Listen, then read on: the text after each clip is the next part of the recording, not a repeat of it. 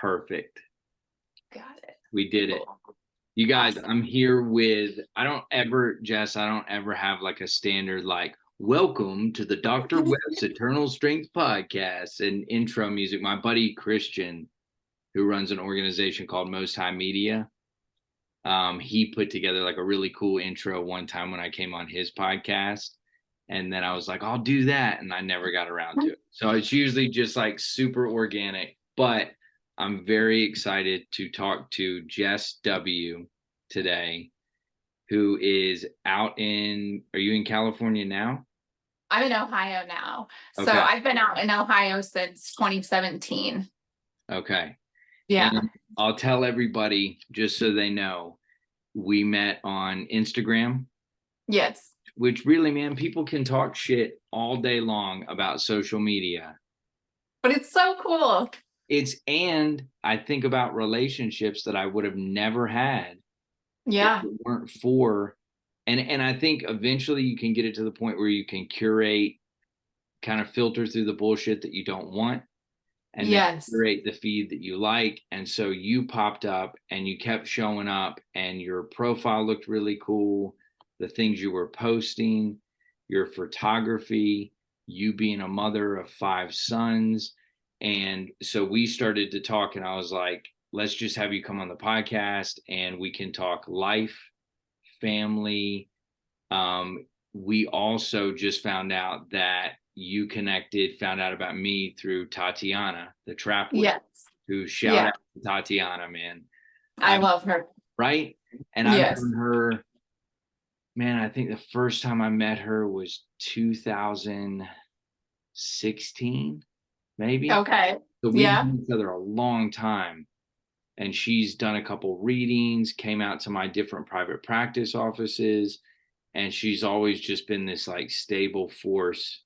And I've watched her do her own work and really just continue to grow. But she's always been a huge supporter of the center and the work I'm doing. So she's awesome. But Jess, you lead the way. Tell me, I want to know about you. And just dive in wherever. Okay. Well, yep, I have 5 sons. So that I think it's funny because I actually saw something somewhere.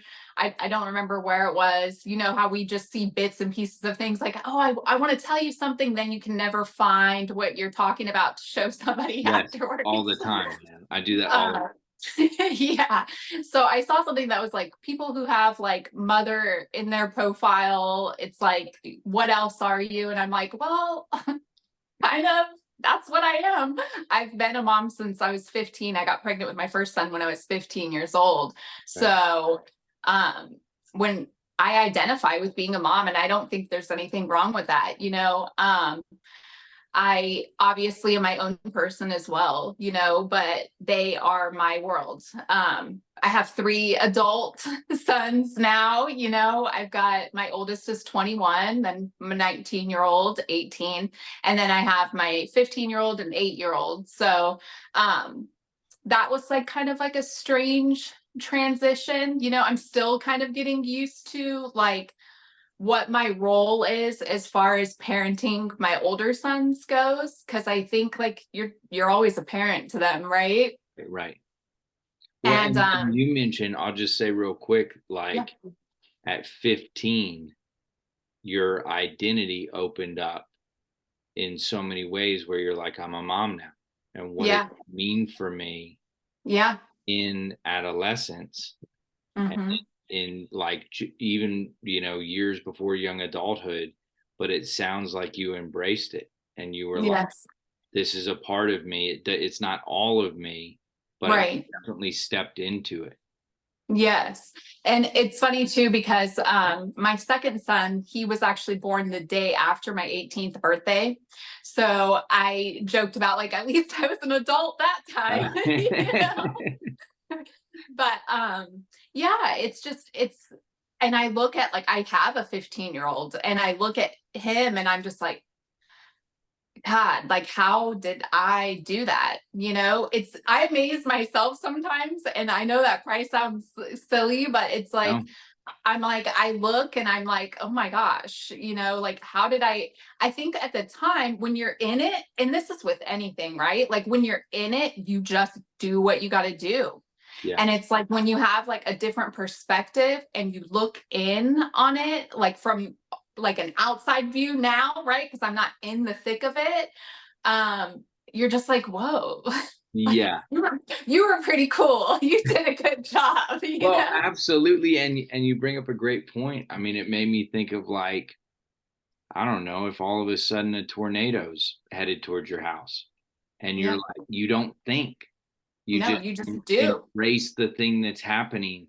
But then you get outside of it and you look back and you start to reflect and you go, wow, that's pretty intense to be 15 years old, Yeah. to get pregnant, to have your first baby.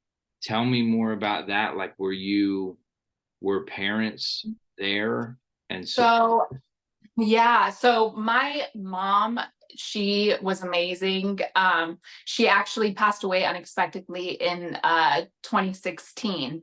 So, but she was amazing, like my biggest supporter. I always teased with her and would say, like, you're the best dad there ever was, because she like helped co-parent with me. Um, and she was just so supportive and like so accepting of everything. She never made me feel like it was a mistake or like, you know, she knew that I was going to step up and do what I needed to do, you know, and she was just like, do whatever you need to do and I'll be here, you know. I worked with her. You know, I had to make money. I had to take care of this baby, but she was really truly like, if without her, I don't know what I would have done.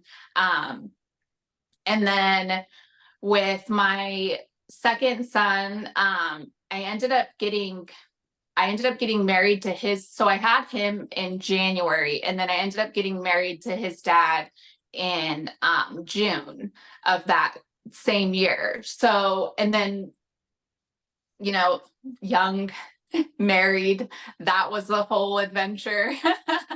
That was, you know, and I kind of, it's funny, I tell the boys this story. Just I have very close relationships with my boys. I grew up with them, you know, like it right, is what it is. Like I right, grew up with them, you know. I was young, I didn't know what I was doing. So they were my little friends that went everywhere with me, you know. yeah, Um, I tease my older son because he's a nurse now, okay, and he's an LPN and he's in school now currently for his RN. awesome. So I tease him and I'm like, I'm so excited to be your broke best friend now, because like you were my broke best friend for a long time, you know. But yeah, you know, it's just like you I was just like growing up alongside having kids, like trying to figure out the marriage thing. Like I didn't necessarily even, I think we just kind of got married because like we thought we should type thing, you know what I mean? I didn't even have a dress like until the day before. My mom was like, "Did you get a dress?" And I was like, "Oh yeah." And I like went to Dillard's and picked a dress off the rack because like Wow. I didn't have one. Yeah. And she was so mad at me too because it was pink. And she was like, "What is this?" It was like a light pink. Like Yeah, it yeah. wasn't like pink, but it was like it was pink. And she was like, "What is this?" You know, and I was like, "I thought it was cream, you know, like no, no big deal, you know." I think she just kind of wanted me to get married too. And I think that I thought that's what we should do. Right. We were married for 10 years. We had two more kids during that time. And, you know, he he just was young. I was young. It just didn't really work out. You know what I mean?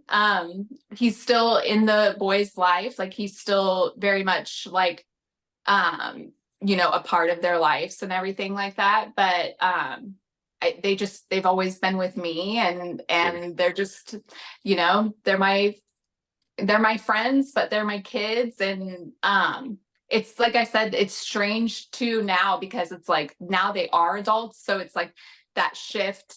And I kind of am like, I don't want to overstep, you know, because I want them to grow. Like we're supposed to raise adults, right? Like we're not supposed to raise kids. Like you don't want them to be kids forever, you know? We're supposed to raise them in a way that once they get to that point, they can go off and they can flourish and they can bloom and they can be who they want to be.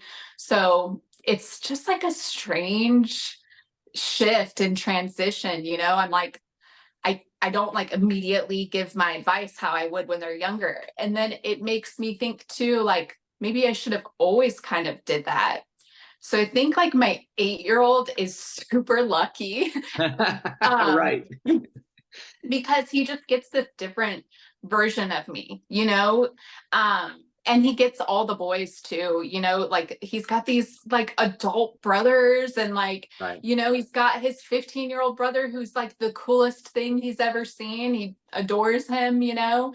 Cool. And I just have so much more patience with him and I see things so differently now. And, you know, and my boys know it too. Like my older boys, they know it too. They're just like, God, if that was us doing that, that wouldn't have went that way. You know what I mean? But Jess, it's so cool to listen to you because it's like I'm a big proponent of there's no perfect family system or structure.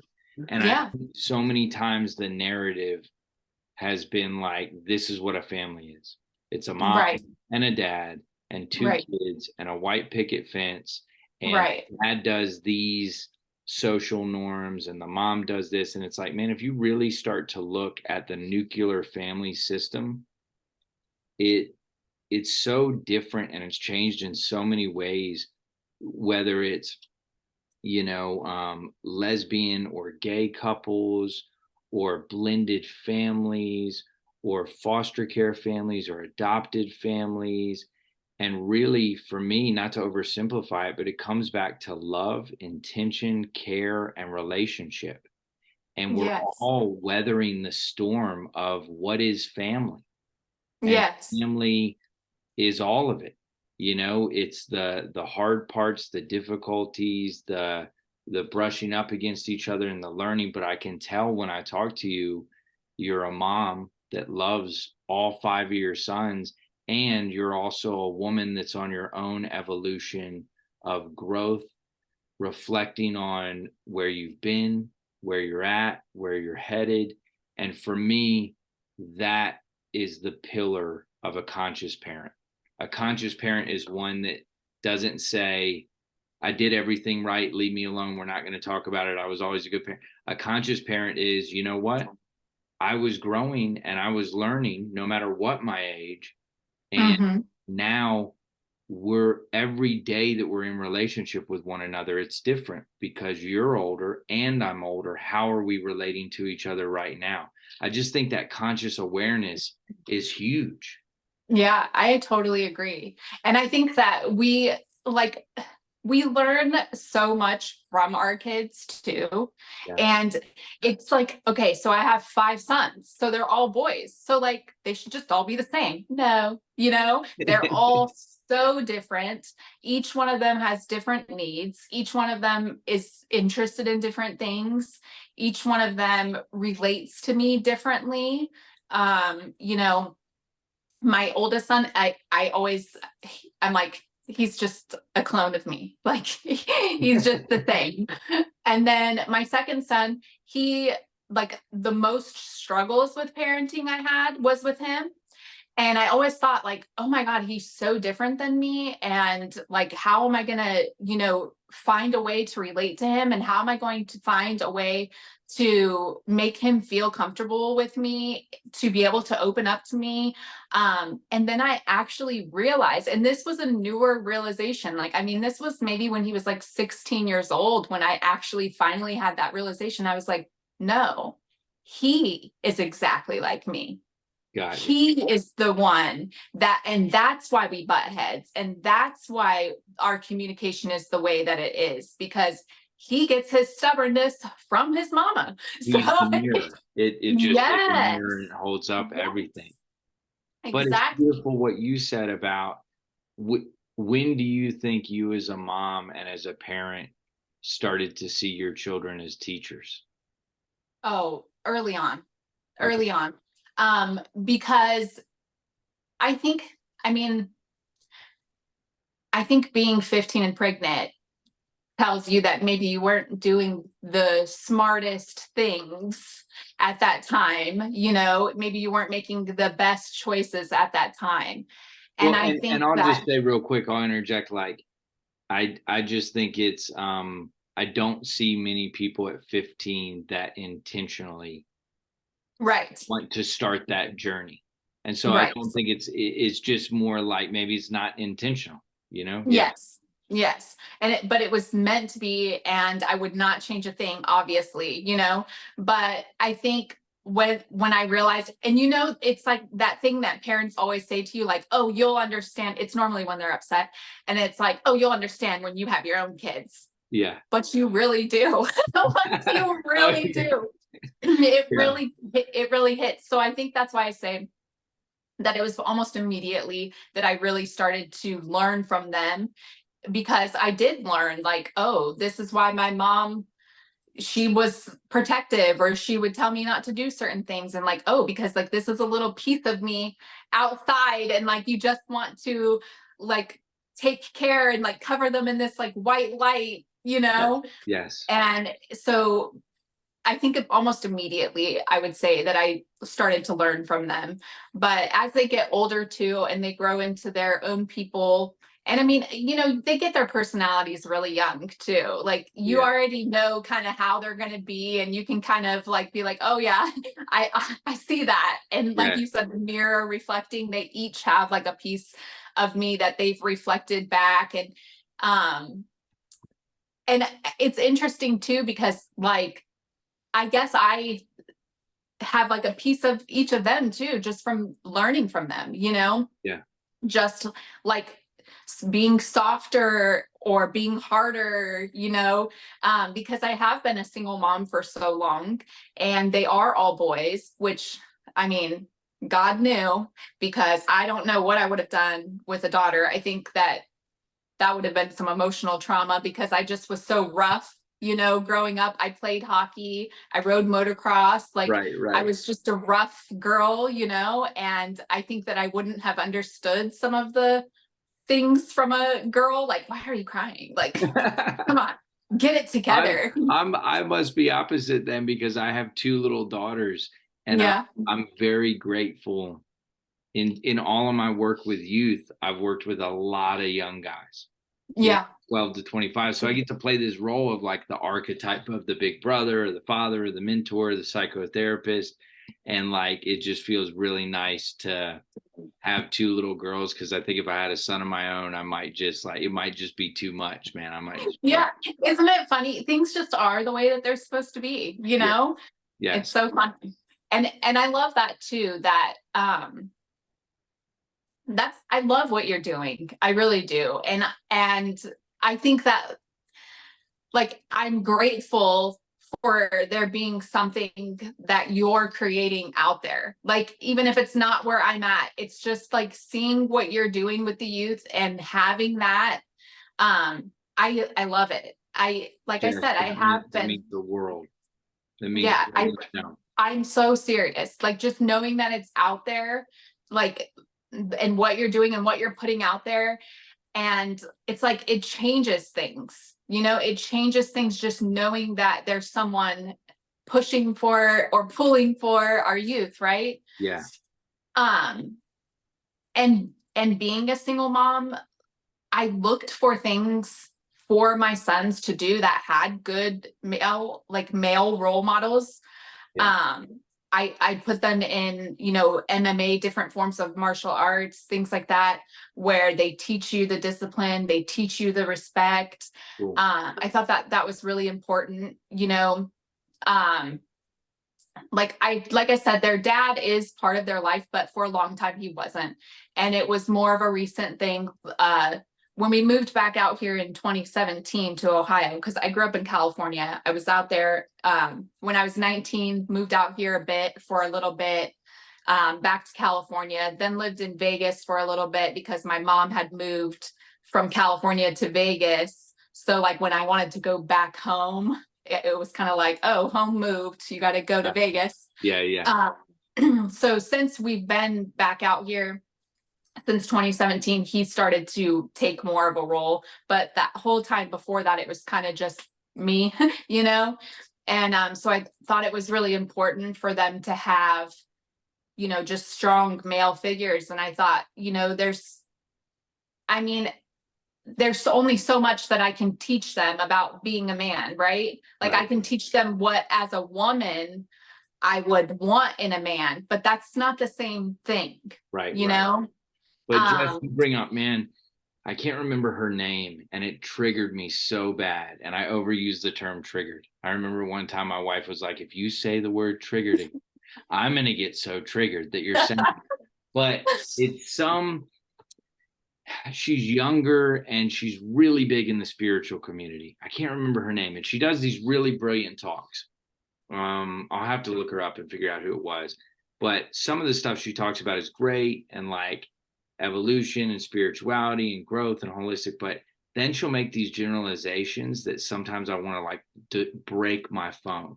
And there was one that came up the other night. My wife and I went to dinner, and it was her talking, and she was like, look, I'm going to say something to the audience, and this is going to hurt everybody's feelings, but you can't be a holistic parent as a single mom.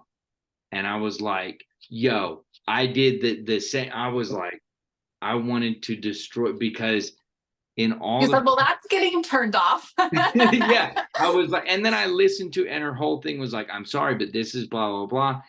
And I've worked with so many family systems, and I've seen so many strong, empowered, holistic, healthy young people come from single parent homes, come from unique homes.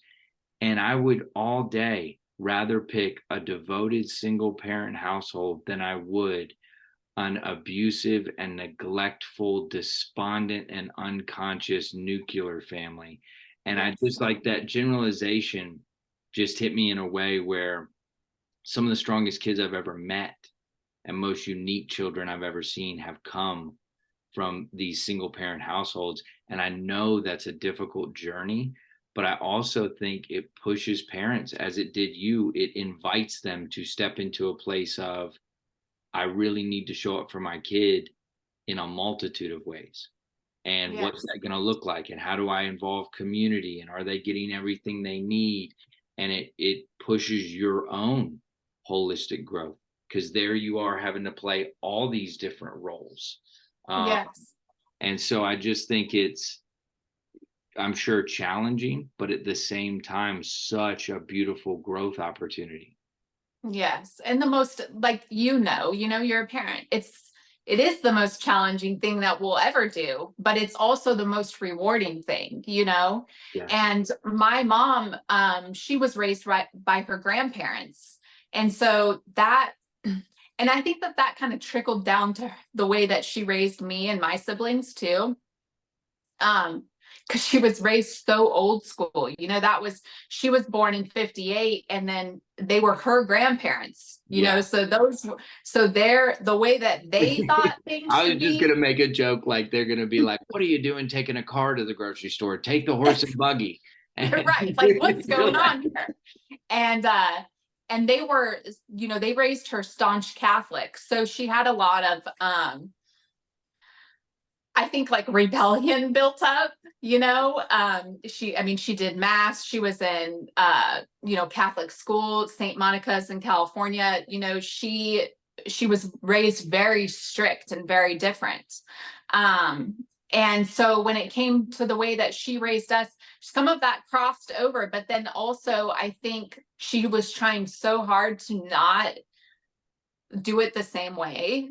Like, she wanted to change completely because of how she was raised. Like, that didn't work, right? So, like, she wanted to do things differently with us. So she never really, like, forced anything on us as far as beliefs go. Like, I remember when I was younger, one time, like, a bunch of my friends were saying that, and at this time I had never been to church or anything, and a bunch of my friends at school were talking about, oh, we're going to camp, and, like, it's going to be so fun. And they're all talking about all these fun things that they're going to do at camp. And they were like, oh yeah, it's for a church, it's a camp with our church. So like I wanted to do all that stuff, you know, and I didn't know what they were really talking about, you know? Right. So I go and I tell my mom, like, oh, you know, can I go to this church thing? You know, it's in the summertime and they're all going to do it and everyone's going to be there. And she's like, yeah, like, I don't care, you know, like she was like, whatever. So I was kind of like, my mom had always talked about God, but she would more talk about like spiritual stuff with me, and never forceful, like with anything. I think she just kind of wanted us to form our own opinions on spirituality and God and everything, because she didn't have that opportunity. So, so like I go, you know, I came home the next day. Let's just put it like that. It was too much for me. I had no clue what was going on. I felt like almost, I don't know if naive is the right word, but maybe a little dumb. Like I didn't know what they were talking about, you know, I had no idea. To the middle of a math class where you've had no prerequisite and you're like, wait a minute, I don't even, I'm sure. Like this makes no sense to me. You know, like what, like, yeah, I don't know. So it was, then I talked to her about it, you know, and it opened up conversation, and it was just, she just wanted us to be able to make up our own mind about things, but and she was a little naive about things too, you know, like, I mean, me and my sister will still like joke about like, God, mom was like in rose colored glasses, wasn't she? She never knew like what was really going on. It was like Alice in Wonderland, like, you know, stuff. Even when we got older, before she had passed away, and we would sit there and we would be telling stories. Oh, remember when we did this, or, you know, the crazy stories. And she's like sitting there like, oh, you know, and we're like, oh, you knew. And she's like, no clue. And we're like, not know, you know, you must have really been in your own world. But I think what you said, Jess, is so beautiful, because you made me think about spirituality and God and the divine, and how many times does organized religion limit your exploration by telling you this is how it is, this is what we're studying, this is what we're looking at, whereas your mom went through that in her own childhood and then was like, you know what, I'm going to talk about these things and expose you to it, but I'm not going to tell you what you should think about it. I'm going to leave room for you to be able to explore your own relationship with spirituality, which I think is beautiful. And I'd love to know more about that. Like, I wanted to ask you about tattoos and spirituality. Yes. So actually, this is a good one. So this is a fun story. Cool. So my mom actually, do you remember the Miss Cleo commercials, like the Call Me Now? Yes, she had the turban and the crystal ball, and there was like a sky behind her, and it had the 800 number. Yep. So my mom owned a phone room for the Psychic Network. So so that, I think I was 11, 12 years old. And what happened, it's so funny because my mom, I mean, she just always did whatever she had to do. And I think that part of her really rubbed off on me, you know, just whatever she had to do to make money, and where she could bring me and my brother and my sister with her. She never wanted to have to, you know, she never wanted to have a job where like she couldn't bring us if she needed to, or, you know, so she always just did. I mean, she was an aerobics instructor for 10 years. Her and my dad owned a tree service together. Like, it was just like the weirdest things you can think of. Just like, if you put it all together, you'd be like, that makes no sense, you know? But she was my dad, she knew how to pivot, and she knew how to use skill set. And it was like, whatever needs to be done at this moment, we're going to do it to make ends meet. Yes. And so it's funny, the way that the psychic room came about was my dad had a machine shop and it wasn't doing very well. And he was, you know, trying to make it. And she kind of had like put her focus into him trying to make that work. She owned a hockey rink at the time. And she kind of was like well, this rink's gonna close. They were opening a Wayne Gretzky Center in our same town, and so she knew like the little mom and pop rink wasn't gonna last. Yeah. So she kind of shifted her focus to try to help my dad like get his machine shop off the ground, and it just wasn't doing well. He was a very intelligent man, but not business savvy. So she was like, okay, I got to get in there. I got to fix this. Well, we already had the space, and the space had like this huge office in the front that like was like kind of sectioned off into other offices that like it wasn't being used for anything, you know, like he had his coffee machine in there, like, you know what I mean? It wasn't being used. And she's like, well, we're already paying like the overhead here and everything. She had a friend who, I don't know if I'm allowed to like say names and stuff. So we'll just say like famous guy who was her friend. Cool. And he was like, hey, like I have this opportunity and it might sound strange, but like, would you want, if I gave you like 15 phone lines, you think you could hire people and like have people work for the psychic network? And she was like, sure. Cool, man. Yeah. Yeah. So these were the people that would literally sit and do the readings? Yes. And did they have to have any training? So you're telling me that Miss Cleo wasn't a real psychic? Are you really breaking this news? No way. Broke my heart. Well, actually, and it's funny because Miss Cleo did end up getting sued. And like, so because I guess people really did think that they were going to get her when they called. You know, so my mom shifted that over. But it was cool because she wanted it to be authentic. And I don't think she ever really, she always would say like spiritual stuff, but I don't think she knew that it was like a thing, you know? Gotcha. So her grandparents, like I said, raised her, and so obviously she lost them, you know, they were older. And so she would always talk about my Nana, her grandma. She would always talk about my Nana, like, oh, she's with us all the time. We have a guardian angel. She was always like, you know, feel like, oh, little things, coins. If she would find coins, oh, Nana left that, you know, different stuff like that. When she would fold laundry, she would have conversations with her. That was like their thing, because before my Nana had passed, she would call her on the phone while she was doing laundry. So that was like their chat time. That's awesome. So it just like, she kept doing that. And it's funny because now I do that when I'm doing laundry, and I have a ton of it. So when I'm doing laundry, I talk to my mom too. It kind of like, she kind of passed that on to me, you know? That's beautiful. Yeah. And it's cool that your mom was doing it all from a space of just felt sense, like intuition, like you said. And I really believe, Jess, in my heart, that some of the most profoundly, spirit itself is so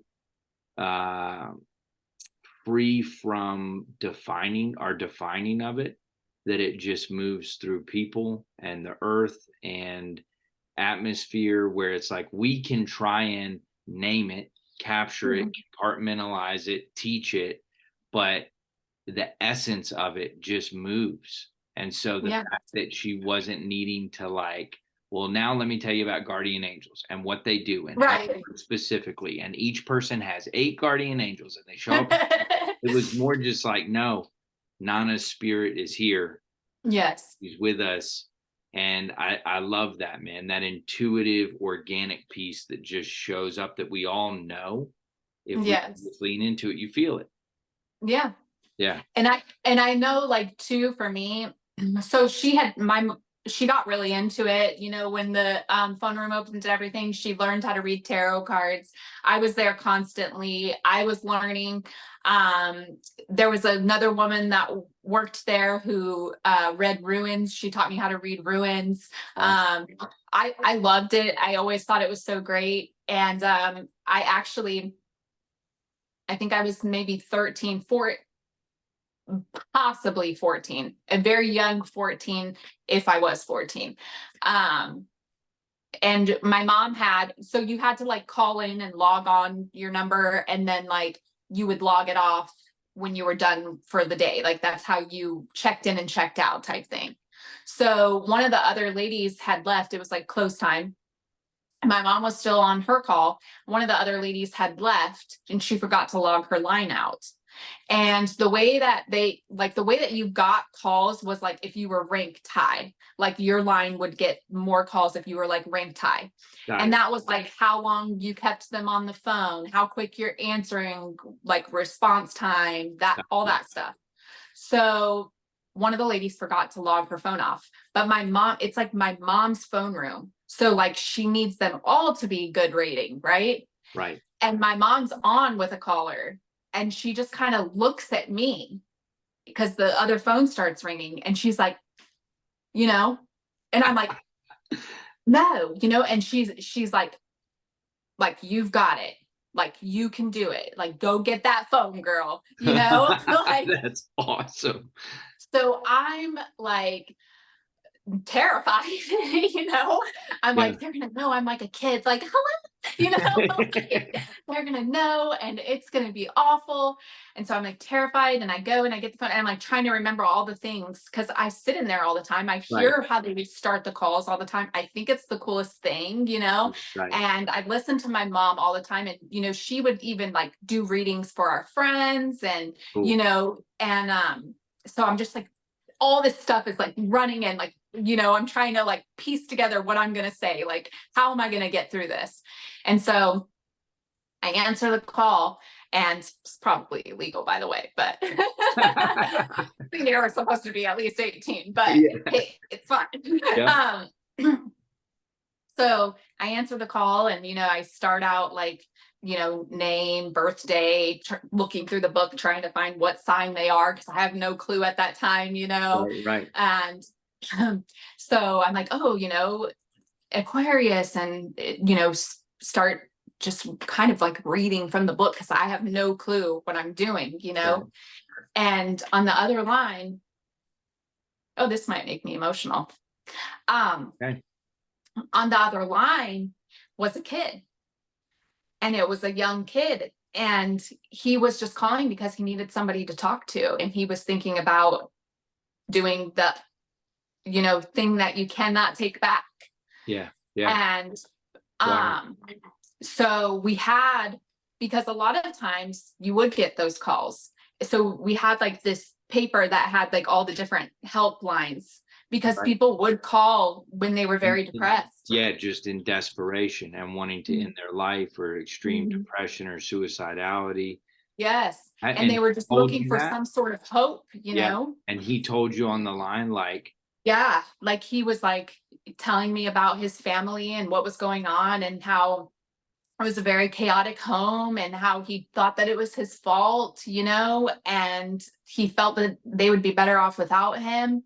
And that he thought he was like the cause for his parents' chaotic relationship, and I had no clue what to do, like I was like telling my mom and I'm like pointing to the hotline number, like the suicide prevention one, like this one needs this. And she's like, give it, telling. And I said to him, like, I have a number here that I can give you. And, I think that you should really call it. And, and he said, I just want to talk to you if that's okay. You're making me feel better. And if that's okay, I just want to talk to you.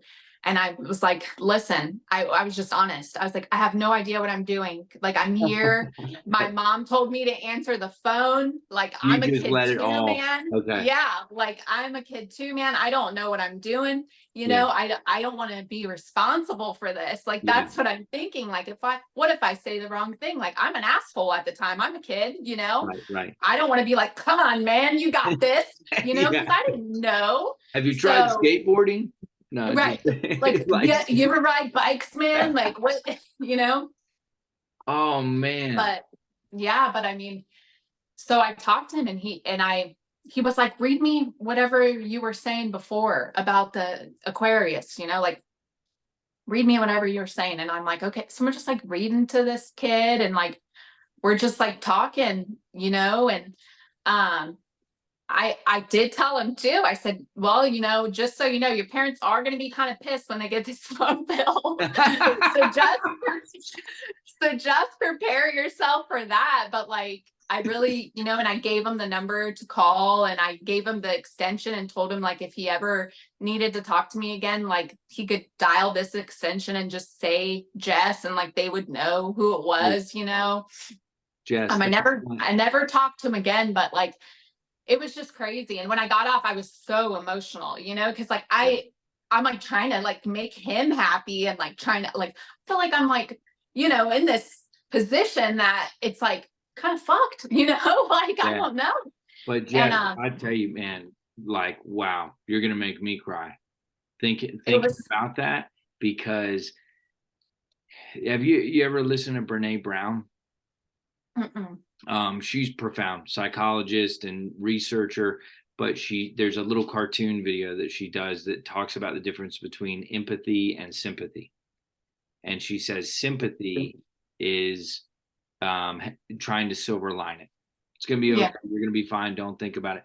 Empathy is really joining with another human being and saying, I don't even know what to say right now. Yeah. But I'm here. Yeah. I'm here. And like, when I think about the different professions, Jess, of psychology, psychiatry, counseling, therapy, coaching, mentoring, some of the most profound healing therapeutic moments just happen with people. Yeah. Those titles can be good, but I wonder if that was God and the divine working in a way where the most beautiful thing you did was to just be transparent and say, dude, I got to be totally honest with you. I don't have any training. I don't know what I'm doing, but he still felt safe, and you still carved sacred space. And how cool for him to go, yeah, okay, cool. I got that other number if I need it, but can we just keep talking? Will you read that thing again? Yeah. I mean, I really think that is the essence and the heart of healing. Carl Rogers says, when you feel fully seen and heard by another human being, that is the most profoundly healing thing that could happen. And then Martin Buber says, when two people connect authentically and honestly, God is the electricity that runs between them. And I love that. You're 13, and God's probably just like, oh, this is like, I got one for you. It's like perfect. Make sure Jess gets on the phone, and this kid, and you're going, I don't know what I'm doing. But one of the coolest things ever is to name that. There's such humility in that, and to say, I'm scared and I don't know what I'm doing. It's like an invitation to the other person to be like, okay, cool. I'm okay with that. Yes. That's a beautiful story. It was really cool. And of course, when I got off, my mom was crying, because she was just like, her call had ended, she logged off, and she was just kind of, just in there witnessing the other line. You couldn't hear like what he was saying. So just witnessing like what I'm doing. Yeah. And how I'm carrying the conversation on my end, and when I got off, she was like super emotional, and she was just like, same like you said, like that was God, like, obviously he just needed somebody to talk to, and you were the right person. And like, it was interesting too, because she just was like, I'm so proud of you, like, the way that you handled that and stuff. And she just was like, I think that if anybody else would have took that call, it wouldn't have been a good outcome. Yeah.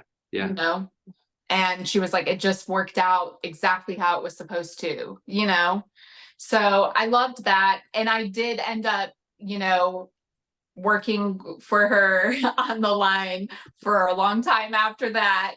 That's super cool though. Do you still do anything with runes? I do. Okay. Yeah, I do. I actually I do tarot readings. I love it still. I do them for my friends. I do them for parties. I get hired a lot to come to like birthday parties or like special events like that. I do have some one-on-one clients as well. We do like FaceTime or Zoom, stuff like that. It's funny because I don't ever advertise